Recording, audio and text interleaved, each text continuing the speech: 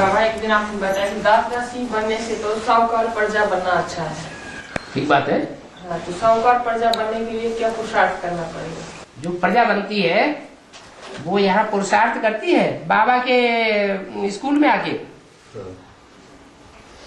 बाबा के परिवार में आकर के।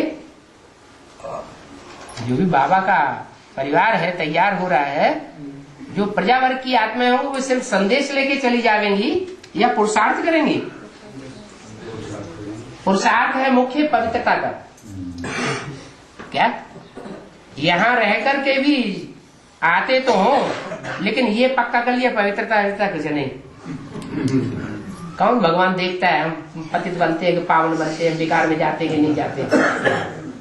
यहाँ भी अगर ऐसे बैठे हुए हैं ये सोचने वाले, तो प्रजा वर्ग के हैं या राज परिवार में आने वाले हैं? वो प्रजा वर्ग की आत्माएं हैं, वो राज परिवार में आने वाली नहीं। उन्होंने लक्ष्य ही नहीं लिया। अगर ज्ञान में आने के बाद 1, 2, 4 दिन का भी लक्ष्य लिया, क्या कि हमें पवित्रता को धारण करना है, तो वो भी अंत समय में ऐसा हो सकता है कि मन बुद्धि से, तन से, मन से, धन से, समय संपर्क से समर्पित बुद्धि होकर के चले। और वो 16,108 की लिस्ट में जो राज परिवार के भांति कहे जाते हैं, राजयोग सीखने वाले, वो बन जाए। लेकिन वो 16,000 का जो राज परिवार है उसमें ऐसे भी हैं कि महाराजाएं बनेंगे, महारानियां बनेंगी, राजाएं बनेंगे, रानियां बनेंगी, बड़े बड़े राज्य अधिकारी बनेंगे। ज्यादा संख्या किसकी होती है? महाराजाओं की, महारानियों की, या राजाओं की, या रानियों की? महाराजों की ज्यादा संख्या होती है, कम संख्या होती है। राजा रानियों की उससे कम संख्या होती है। फिर है राज्य अधिकारी। राजा महाराजा बनने वालों से ज्यादा संख्या होगी राज्य अधिकारी बनने वालों की। उसके बाद प्रिंस प्रिंसेस बनने के रह जाते हैं, राजा रानी नहीं बनते, महाराजा नहीं बनते, और राज्य अधिकारी भी क्या बन के रह जाते? सिर्फ प्रिंस प्रिंसेस का लक़ब मिल जाएगा। राजा के 8 बच्चे हैं, एक ही राजा बनेगा कि सारे राजा बन जाएंगे? एक राजा बनता है और बाकी सब राजकुमार राजकुमारी बन के रह जाते हैं। तो 16,108 राजकुमार राजकुमारी पद तो होंगे, लेकिन उनमें ऐसे भी होंगे जो आज के जन्म से लेकर के अंत के जन्मों तक दास दासी बनते रहेंगे और आखिरी जन्म में जाकर के राजा बन जाएंगे, वो प्रिंस प्रिंसेस बन जाएंगे। क्या पहले के 20 जन्मों में न महाराजा पद मिला, न राजा पद मिला, न रानी पद मिला, न महारानी पद मिला, न राज्य अधिकारी बने, कुछ नहीं बने, दास दासी बनते रहे और अंतिम जन्म में जाके प्रिंस बन गए। तो वो अच्छा, या प्रजा वर्ग में रह करके बड़ा साहूकार बन जाए, वो अच्छा? ईश्वरीय ज्ञान में, ईश्वर के कार्य में खूब धन कमाए और खूब देता रहे, तो साहूकार तो बनेगा, तो वो अच्छा? वो दास दासी बनने से तो अच्छा ही है कि साहूकार बने, साहूकार प्रजा बन जाए। बड़े बड़े साहूकार होते हैं, उनको भी ढेर सारे दास दासियां होते हैं घरों में, जैसे राजा महाराजाओं का परिवार हो दिखाई पड़ता हो। राज्यसभा में जाके बैठेंगे तो भी वहां उनको ऊंची गद्दी मिलेगी, क्योंकि राज्य चलाने में बहुत धन देते हैं। धन से सहयोगी बनते हैं ना साहूकार लोग। बाबा ये तो सिस्टम द्वापर से शुरू है, सतयुग में तो राजा कहाँ दरबार में लगते हैं, वहाँ तो कुछ ऐसी बात अभी हिस्ट्री की बात बताइए। अच्छा, वहां का पुरुषार्थ यहाँ भी तो काम आता है, यहाँ प्रेसिडेंट में काम नहीं आता है पुरुषार्थ की संस्कार। हाँ, तो इससे फिर ये भी नहीं समझना है कि हमें तो पुरुषार्थ ही नहीं करना है, हमें तो हम साहूकार ही बनेंगे।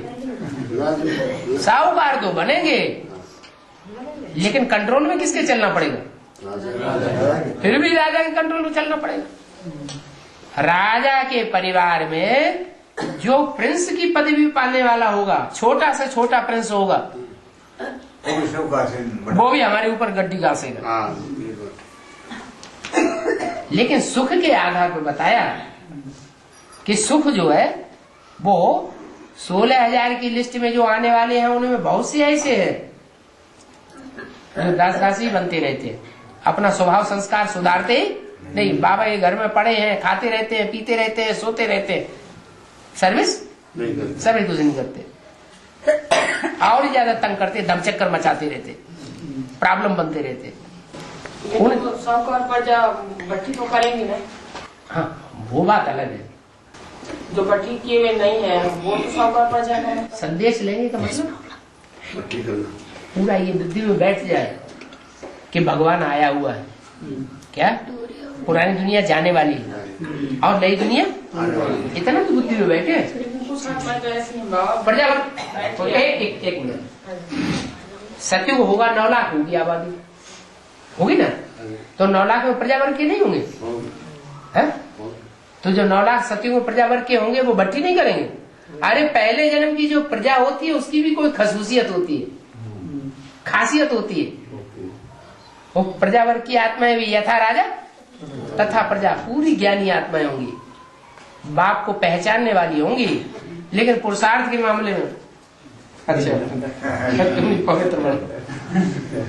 कई आत्मा ऐसी है ना, ज्ञान पूरा समझ लेते हैं लेकिन भट्टी नहीं करती। हाँ, आगे चल के कर लेंगे, भट्टी तो पासपोर्ट ऐसी करनी पड़ेगी। मुरली ने बोला है भट्टी 7 दिन की भट्टी जरूर करनी पड़े। ऐसा थोड़ा ही होता है कि बाप के घर में बच्चा पैदा ही ना हो और वर्षे का हलदार बन जाए। वहाँ 9 महीने का पेट में रहता है, यहाँ 9 दिन की बात है। एक दिन आना, एक दिन जाना, 7 दिन बीच में। बाकी आत्मा को एक जगह से अनिश्चय बुद्धि होकर के, अनिश्चय रूपी मृत्यु पाकर के, और दूसरी जगह बाप के घर में निश्चय बुद्धि होके जन्म लेना पड़े।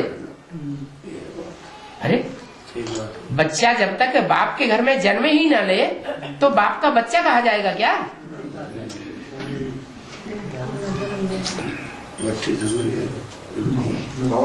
बाकी कोई बांदेली माताएं हैं क्या? बांदेली माताएं तो उनकी तो रोज ही भट्टी है। अगर वास्तव में उनको बंधन है और बंधन के आधार पर चलती हैं, हिसाब किताब अपना पूरा कर रही है, तो बांदेली माताएं सबसे जास्ती याद में रहती हैं या जो छूटेले हैं वो ज्यादा याद में रहते हैं? बांदेली माताएं ज्यादा याद में, तो उनकी तो लगातार भट्टी। जैसे वहाँ भट्टी करने के लिए जाते हैं तो बाहर की दुनिया सारी भूल जाती है। बाबा तो बांधेले पति और है, पत्नी नहीं हो रही। पत्नी तो सारी मुट्ठी में कर रही है, पति यार अब तो बांधेले पति है, उल्टा रस्म हो गया भाई। आपका अनुभव ऐसा ही होगा।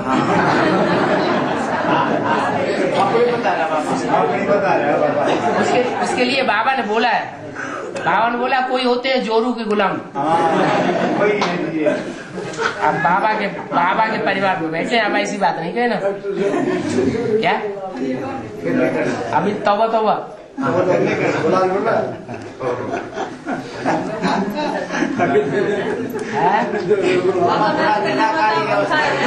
कीमत बताई है, बाबा आपके कन्या माता को उठाया है, वैसे तो होएगी उनकी। हाँ, और क्या, नीचे भी तो गिराया है ज्यादा।